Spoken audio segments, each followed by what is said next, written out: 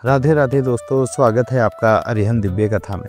हमने श्रीमद् भागवत कथा का 9वां अध्याय आपको सुनाया था। आइए अब हम आपको 10वें अध्याय की ओर ले चलते हैं। भीष्म पितामह का श्री कृष्ण महाराज की स्तुति करना और ध्यान में लीन होकर शरीर त्यागना।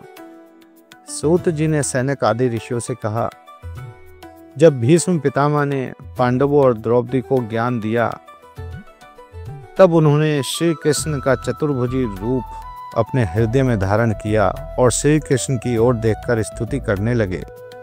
भीष्म पितामह बोले, हे ज्योतिमय परब्रह्मा, आप केवल अपने भक्तों की इच्छा पूरी करने के लिए अवतार लेते हैं। जैसे आप कृपा करके मेरे सामने विराजमान हैं, वैसे ही अंत समय में भी कृपा करके मेरे सामने बने रहें, ताकि प्राण त्यागते समय आपके चरणों का ध्यान मेरे हृदय में बना रहे। आप आदि भी हैं और महाप्रलय के समय भी आपका नाश नहीं होता। आपकी माया से सृष्टि की उत्पत्ति, पालन, संहार तीनों होते हैं। आप जन्म और मृत्यु से परे हैं।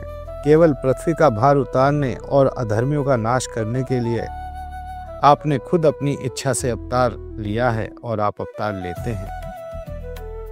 आपकी यह कृपा है कि संसार के लोग आपकी सामली मोहन छवि का ध्यान करके पापों से मुक्त होकर इस संसार के भवसागर से पार हो जाते हैं। आपने अपने भक्त अर्जुन की रक्षा के लिए स्वयं अर्जुन का सारथी बनकर रथ हाँका।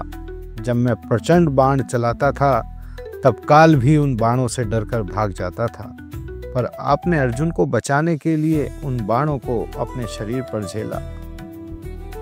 मेरी चोटों से आपकी देह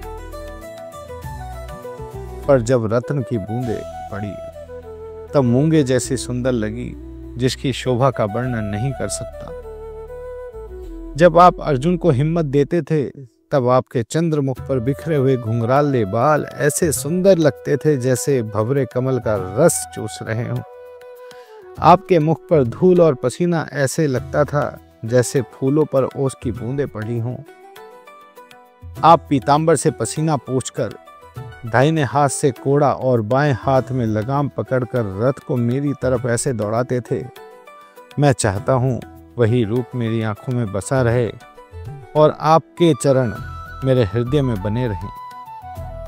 आप भक्तों की प्रतिज्ञा का मान रखते हैं। महाभारत के पहले आपने प्रण किया था कि शस्त्र नहीं उठाएंगे, केवल रथ चलाएंगे और शंख बजाएंगे।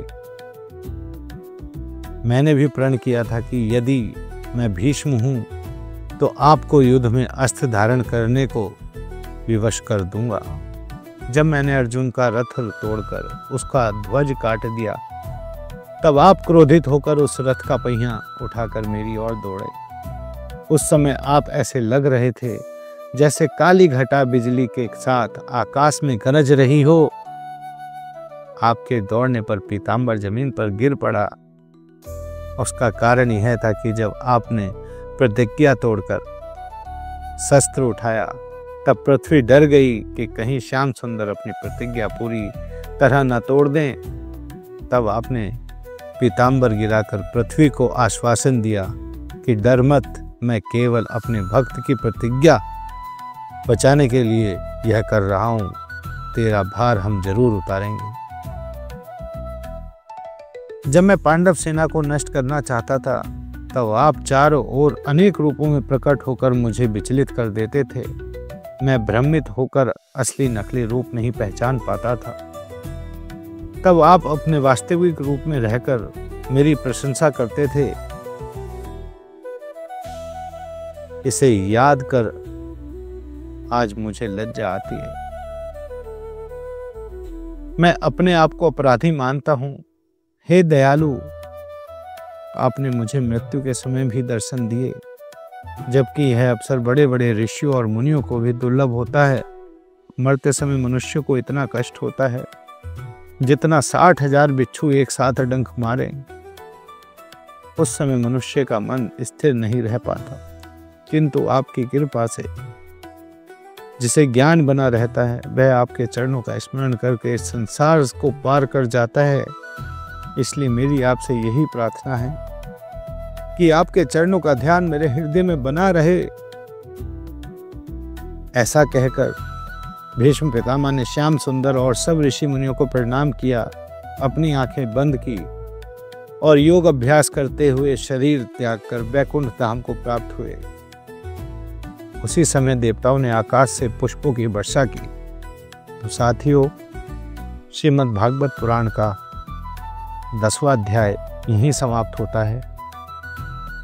आप कमेंट्स में राधे राधे लिखकर ये जरूर बताएं कि आप कथा कहाँ से सुन रहे हैं और अपने दोस्तों परिवार वालों के साथ जरूर शेयर करें ताकि वह भी घर बैठे श्रीमद् भागवत कथा का आनंद ले सके।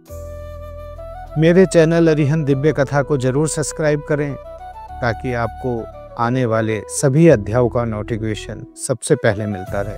राधे राधे।